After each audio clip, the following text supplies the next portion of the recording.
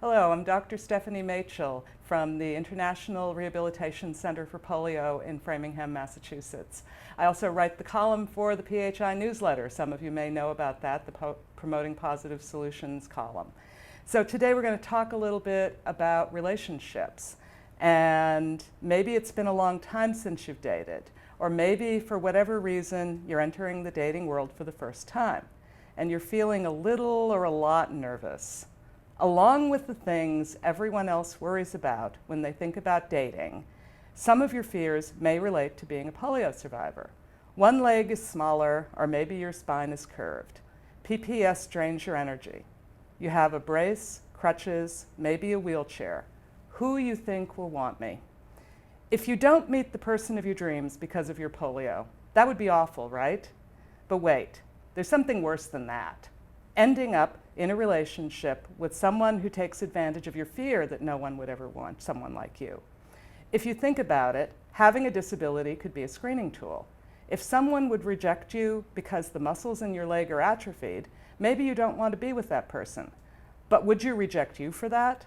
Many polio survivors and others with disabilities have what I call internalized cripophobia. Society judges the polio body to be an unattractive body that if it had any decency would be asexual. If you judge your body in the same way, what chance does anyone else have of accepting it or even finding it attractive? One of my clients was horribly ashamed of her polio leg. She went to great lengths to disguise it. The first time she was going to be intimate with her boyfriend, she expressed her shame about her leg.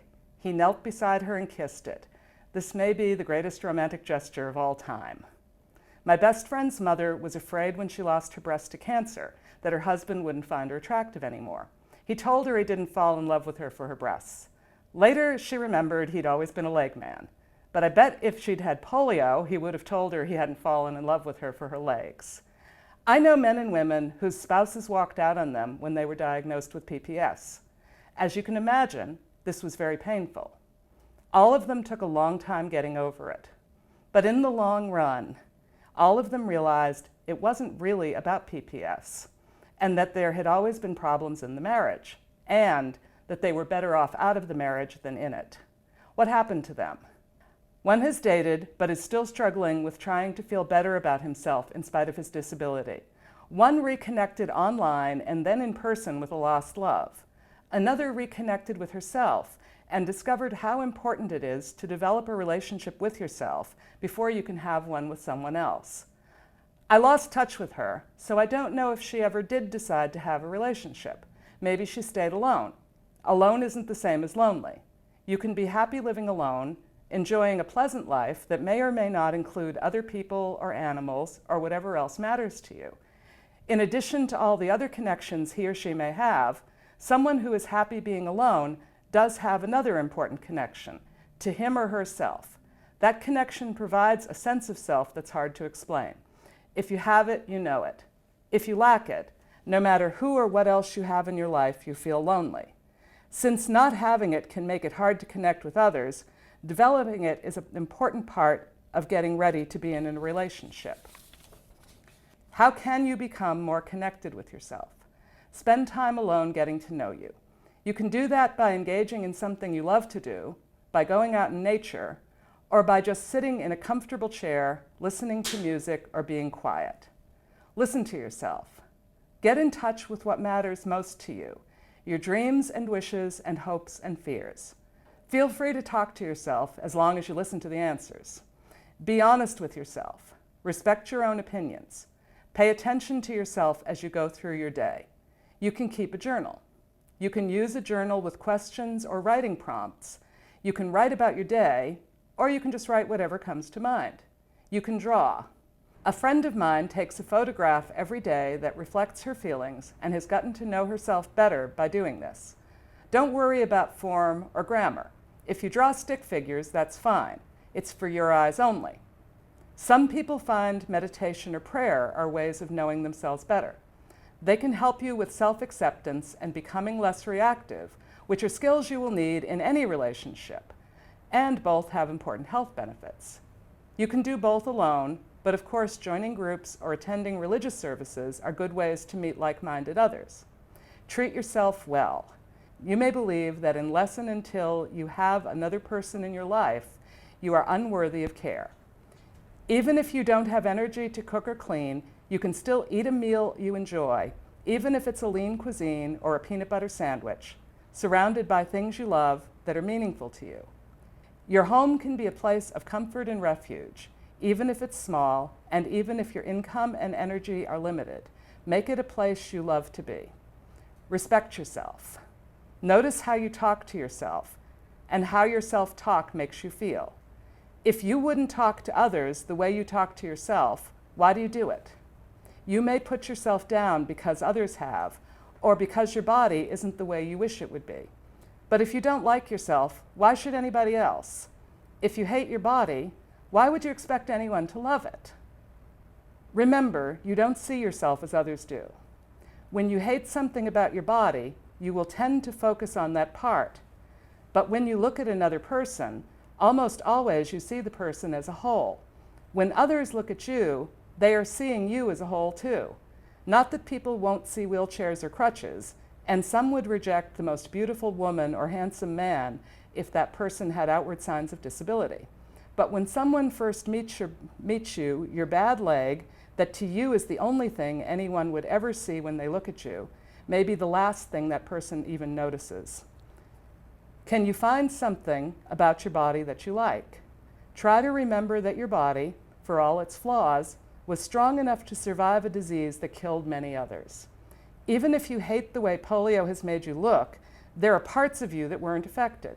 Maybe there are parts you secretly think are beautiful. Maybe someone else might think so too. Of course, there's other good things about you. What are they? Come on. Your humor, your intelligence, your kindness. When people make lists of what they find attractive in others, these things are there. On many people's lists, they rank above your appearance. We're all attracted to different things, and we all love for different reasons. But the one thing just about everybody is attracted to is real self-confidence. Not arrogance or narcissism, but someone who is really comfortable in his or her own skin, who feels really good about who he or she really is. And only abusers are turned on by desperation and insecurity. This doesn't mean you have to deal with all your fears and insecurities or you will be abused. But it does mean that the more you can do this, the better you're going to look to the sort of person you really want to attract. Remember, we all have baggage. It isn't necessary or even possible to get rid of it, but it is possible to know what's inside and to work on dealing with it. You may have trouble trusting others. Maybe you have been abused in the past. Because of their hospital experiences and the age at which they had polio, some polio survivors have a hard time getting close to others. Maybe you're afraid others will hurt you or leave you. It's important to address this.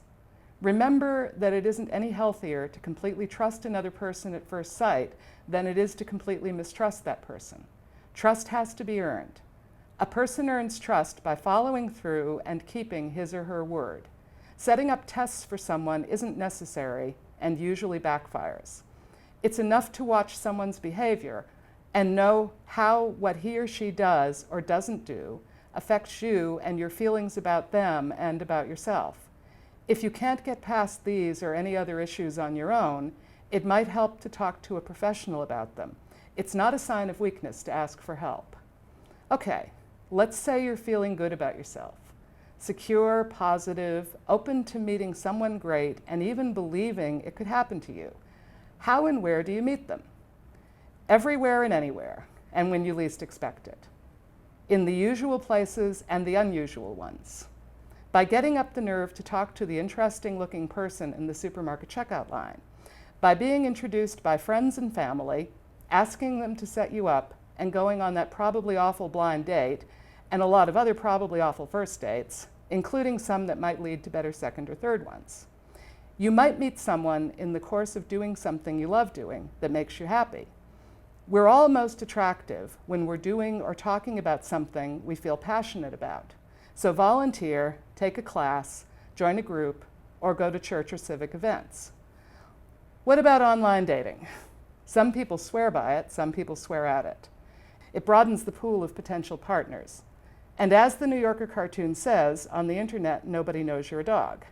This is both good and bad. No one knows till you show or tell them that you are a person with a disability. Before you meet in person, there are typically online exchanges, then phone calls, that let you get to know each other and decide if you want to meet in person. But then you have to make a decision about how and when and whether you will disclose your disability to potential dates, or if you'll just show up on your crutches or in your power chair. You could always Google or Facebook an old boyfriend or girlfriend, maybe the one that got away, or your first love. Maybe they're married, dead, or had gender reassignment surgery. Or maybe they've been thinking about you too, but they were too afraid to look for you. So who do you want to meet anyway? When you're looking for a relationship, you may focus more on whether or not anyone will want you. Well, the better question is, do you want them? And what exactly is it that you want? What are you most attracted to? What turns you off?